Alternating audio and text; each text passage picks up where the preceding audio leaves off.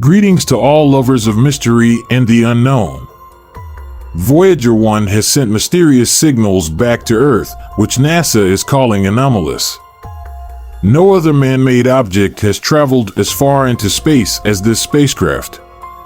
But what has happened in the depths of space? Have scientists received answers to their questions, or has Voyager 1 fallen into the hands of an alien civilization?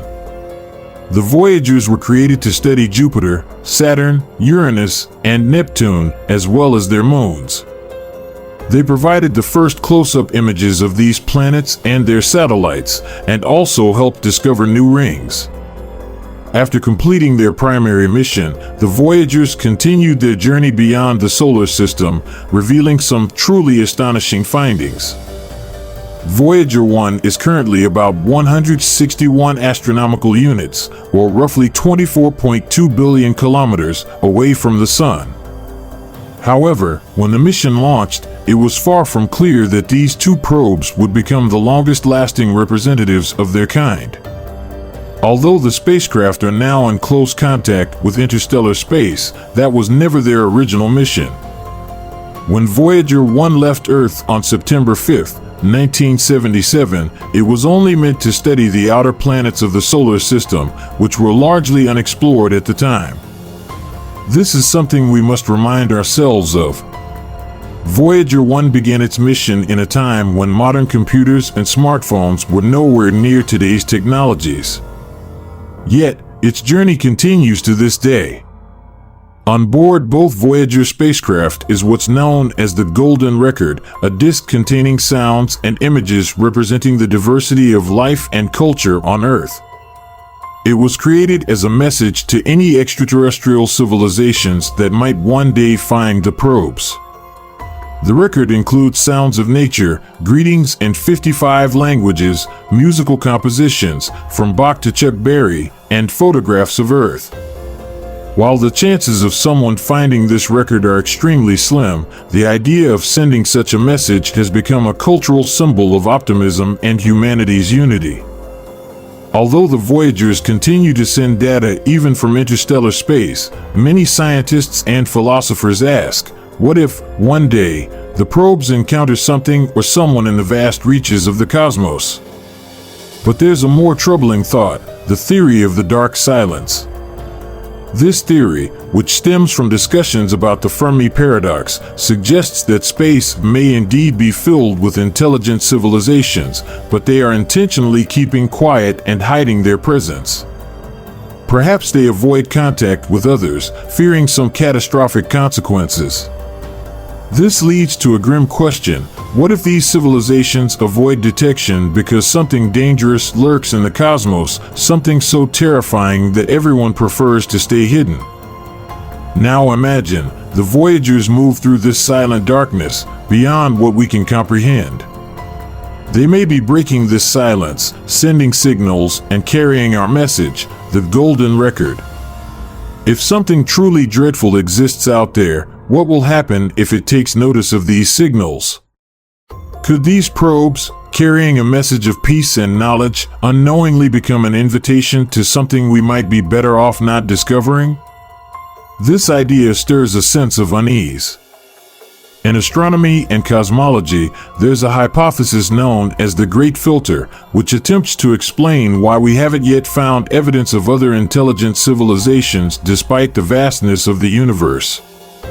The central idea is that there's some barrier or event that prevents civilizations from advancing to the point of interstellar colonization or communication. But here's the truly frightening part. Scientists aren't sure where this so-called filter lies. There are two main possibilities.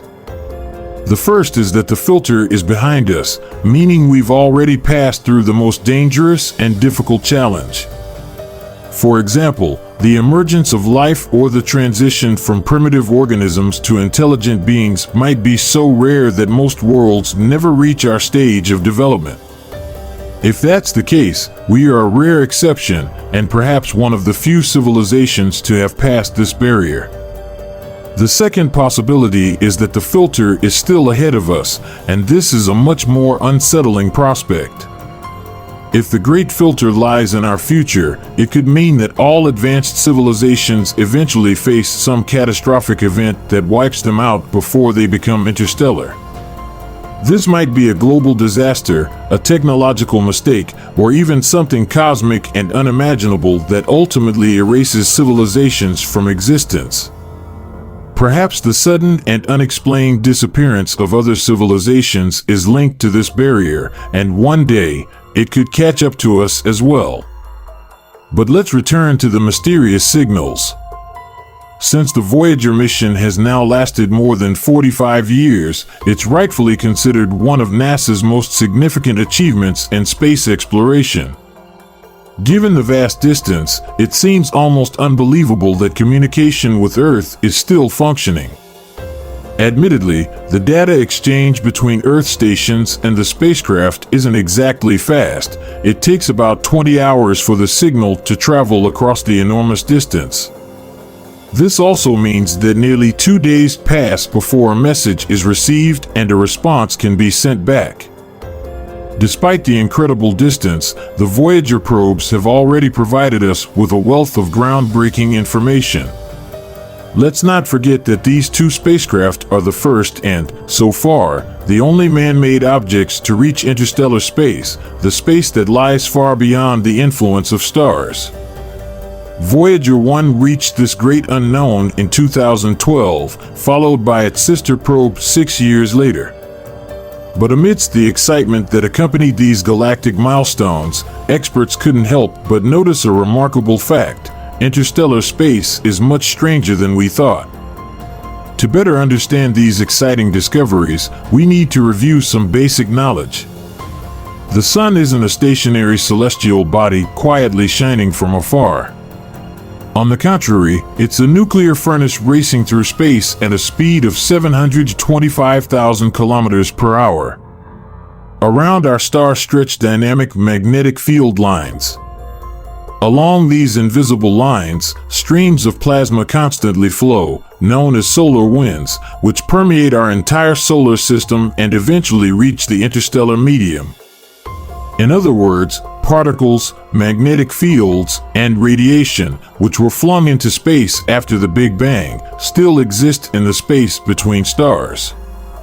However, much like oil and water, the mixing of solar winds and interstellar space happens unevenly.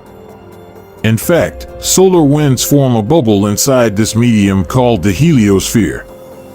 The data collected by the probes shows that the heliosphere extends about 18 billion kilometers around the Sun. At the same time, the heliosphere acts as an important protective shield, blocking much of the cosmic radiation from entering the solar system. The outer part of this region, known as the heliopause, is sometimes referred to as the boundary of the solar system, and for good reason. This is where interstellar space begins. When Voyager 1 entered this area, it raised a lot of questions among experts. For example, the interstellar magnetic field turned out to be 2 to 3 times stronger than previously estimated.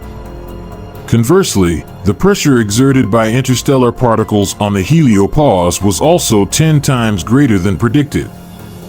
However, there was one big catch to the data collected by Voyager 1: it was incomplete. In fact, the component responsible for measuring plasma temperature broke down in the 1980s. Fortunately, the corresponding instrument on Voyager 2 was still functioning. So Voyager 2's journey into the boundary region proved even more insightful.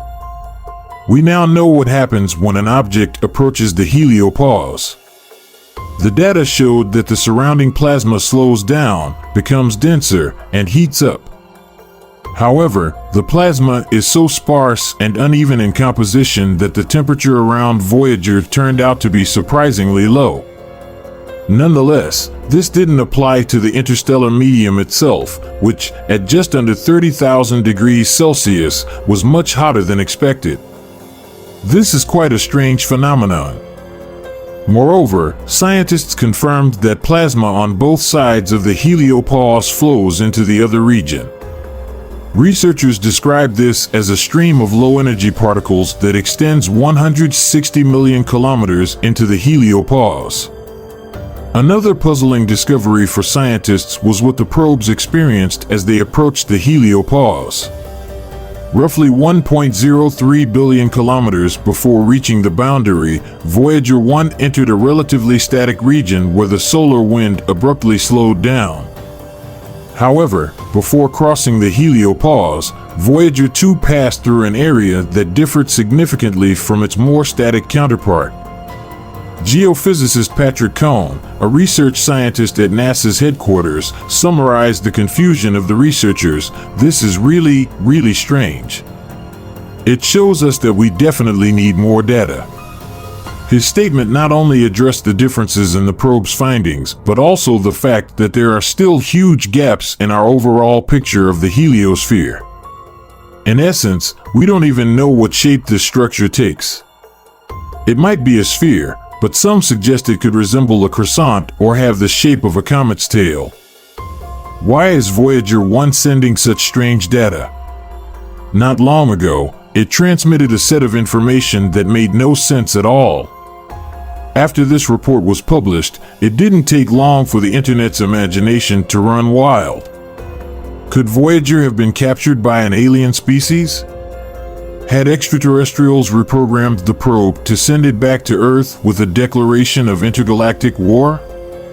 Fortunately, the situation wasn't that dramatic, but the signals were still highly perplexing.